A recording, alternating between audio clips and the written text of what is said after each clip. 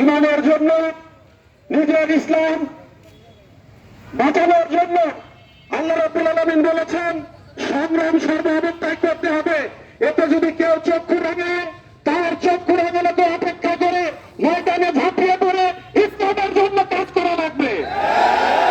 সুতরাং যারা বাবরি মসজিদ ভেঙেছে, এদেশের হাই কমিশনে যারা হামলা করেছে, তাদের বিরুদ্ধে প্রতিবাদ করে তারা শুধুমাত্র মসজিদে ভেঙে আছে না, ওই দেশের মুসলমানদের উপর সর্বাবস্থায় হামলা করে।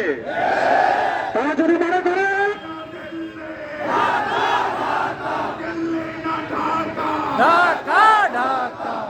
যদি মনে করে তারা শক্তিতে বেশি, তারা জানে আমরা নবী ইব্রাহিমের উত্তরসূরি, আমরা যেতে পারি কিন্তু ইমান হারাতে পারি না।